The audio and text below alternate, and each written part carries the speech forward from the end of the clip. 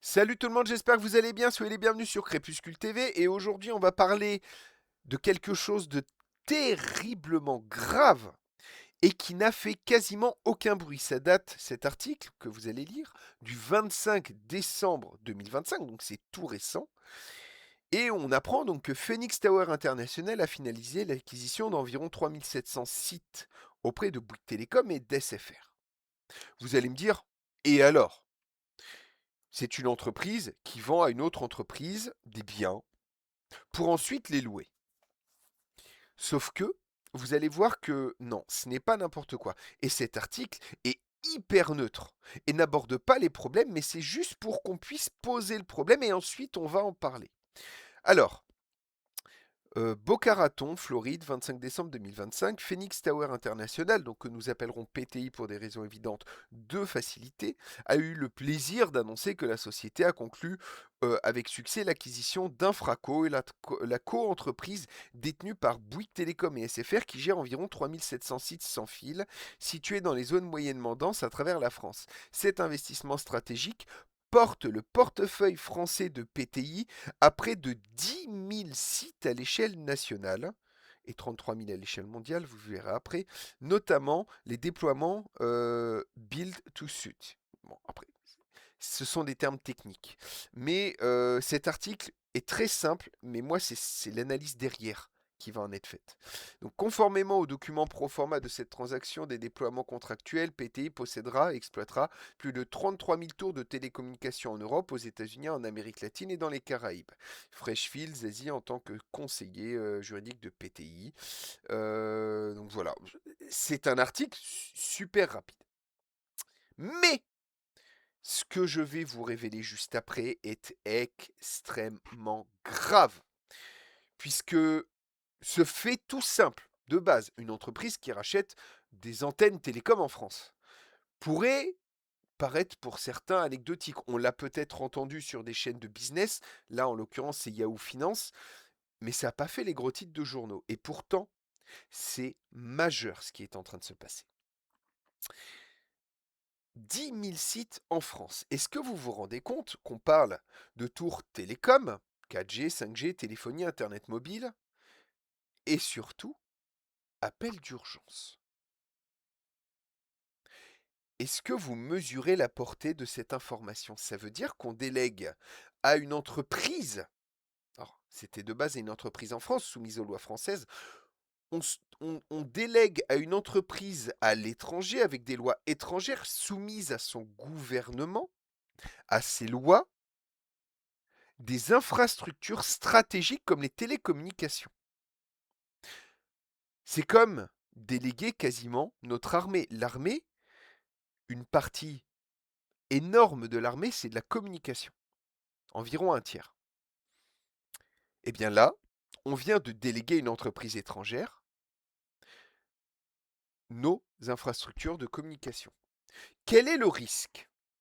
Pour l'instant, ces tours sont dites passives, mais avec l'évolution technologique et le fait que nous n'aurons plus la main sur ces infrastructures, ces tours passifs pourraient peut-être bien un jour devenir actives. Qu'est-ce qui nous dit que ces tours ne pourront pas un jour récupérer des informations sur notre territoire? Qu'est-ce qui vous dit qu'ils ne pourront pas, en cas de problème, en cas d'ingérence étrangère, ou on l'a vu récemment avec les agissements de Trump, en cas d'annexion, ou au cas où nous ne serions pas d'accord avec eux sur les conflits actuels, comme par exemple la Russie et l'Ukraine, pour nous faire plier à leurs décisions, ils peuvent très bien couper les communications. Imaginez demain 10 000 antennes en France qui ne fonctionnent plus. On fait comment pour les urgences? Police, pompiers, etc.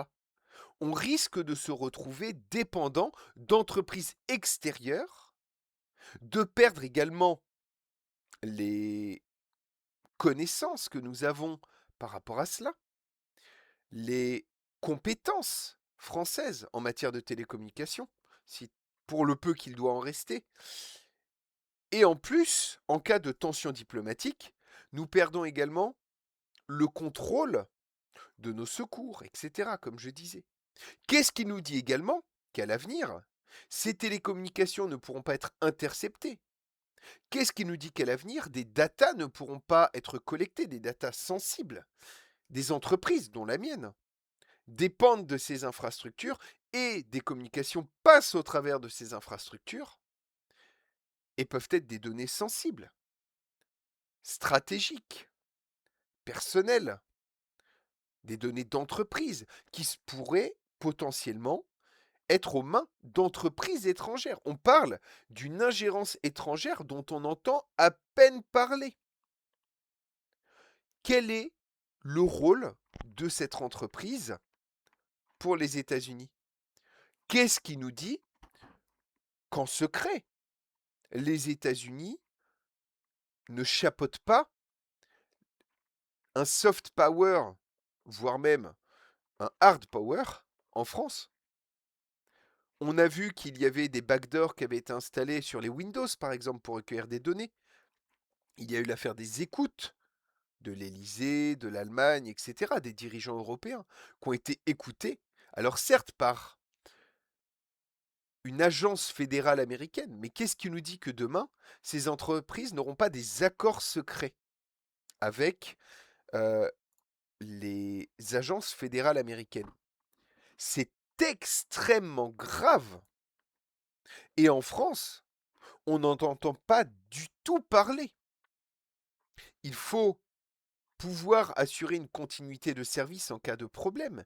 Qu'est-ce qui nous dit que Phoenix Tower International aura à cœur le bien-être des citoyens français? Ils n'ont aucune obligation de service. Ils ne sont pas soumis à nos lois.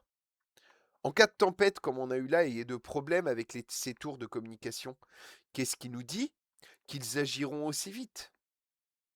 Il y a quelques petits articles comme ça, mais là, on vient de déléguer une partie de notre souveraineté à une entreprise étrangère.